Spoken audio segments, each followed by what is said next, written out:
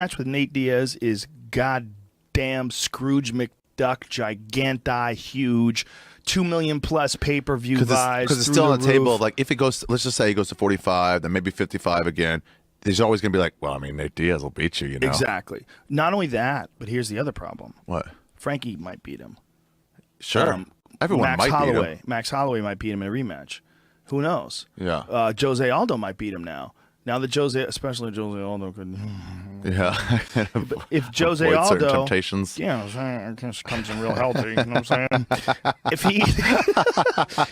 Jose Aldo is a fucking 9-year undefeated all-time great fighter who got clipped with one big punch. So what if Aldo fights like in a similar way to how Miesha Tate fought Holly Holm? Takes his time, wears that motherfucker out in like round 2 or 3, and just stays on the outside and leg kicks the shit out of him. Yeah. If Aldo just chooses to, I mean, Aldo was so mad he tried to take his head off with a left hook, and he got clipped. He loaded up and he got clipped. But what if he doesn't do that? What if he goes in there and plays slow on the outside and starts kicking his legs? What if he initiates a clinch? Because let me tell you something about Aldo's jiu-jitsu. It's fucking world class. Yeah. Like you watch Aldo versus Mike Brown in the UFC or the WEC rather when he won the featherweight title. Can't get anything right. When he won the featherweight title, dude, he takes his back like a fucking world champion and smashes him. So Cyborg's in the UFC now too. Yeah, that's amazing. Yeah. I just heard that from you, World Pen Pool. Yeah. Finally. Mm-hmm. Finally. Yeah, at 140. At 140. Yeah. The problem now Ronda fights at 35. Yes. And she's going to fight Leslie Smith, who fights at 135. It's the girl that her ear exploded. Her ear got torn off by Jessica I. What's the problem?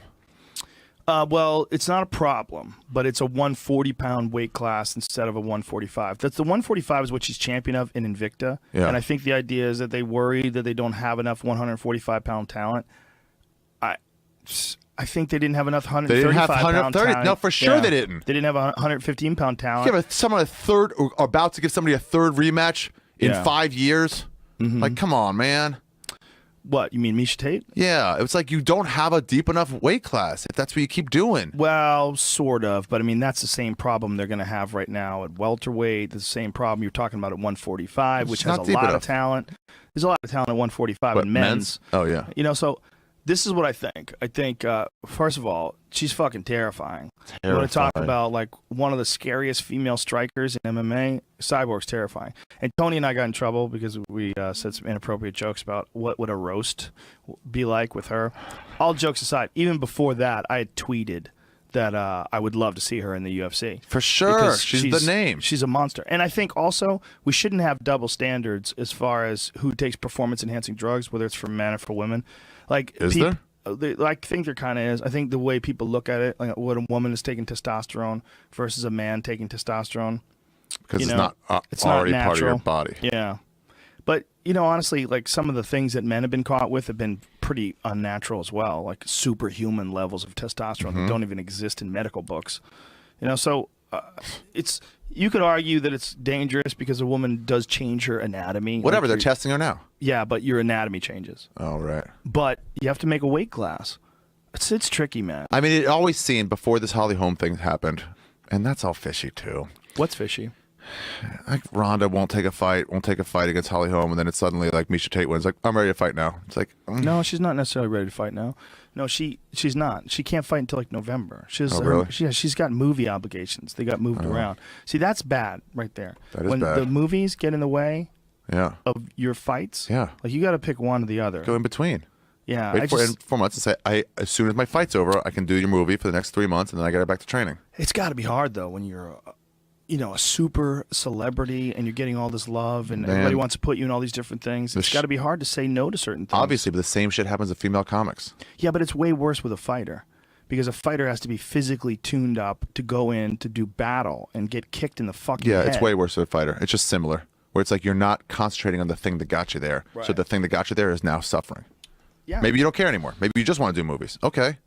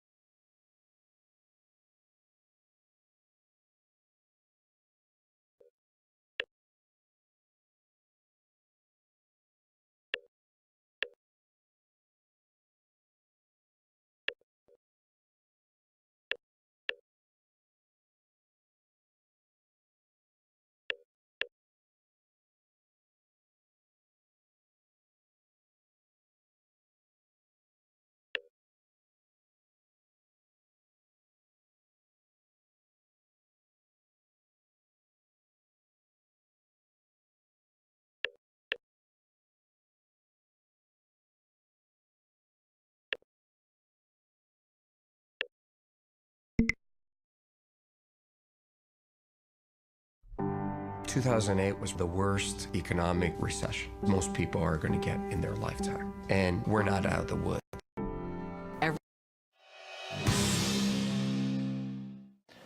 Money. Yeah, what about it? What does money mean to you? Paper blood. Paper? Yeah, I don't know. It's just, I don't know. It's just, I don't know. I never look at it that way. I've never been really a money type of guy that put a great emphasis on it. You know, I never really, I come very, from a broke background. So I never really had great emphasis. I never really learned the art of handling money as a kid. You know, that's an art. That's why only a few people maintain it, because it's an art, and I never possessed it at that time. You said you haven't been a money type of guy, and it's interesting you say that because, I mean, I was reading, might have been a Sports Illustrated article or some magazine article from the 90s, and it focused on just your spending and, you know, the excess of the Mike Tyson then the you know, media sort of portrayed you to be.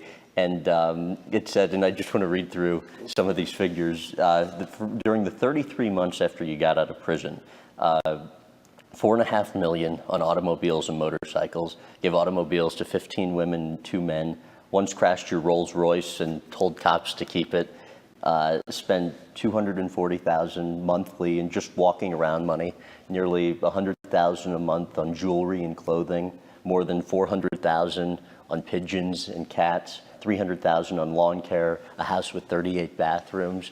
To what extent did it almost seem, or did you think that just the money would never run out?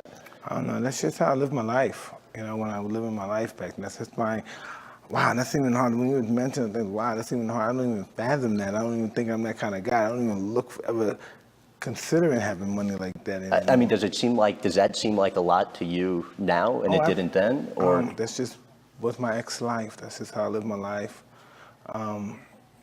That's my addictive personality. You know what I mean? That's a lot of things. That's my ego. That's so many other things.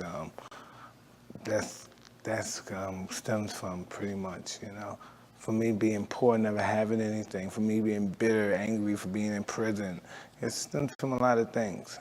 And that addictive personality, how much do you think that's helped you to achieve great things like you have in boxing, and how much do you think it's hurt? It's a twin sword.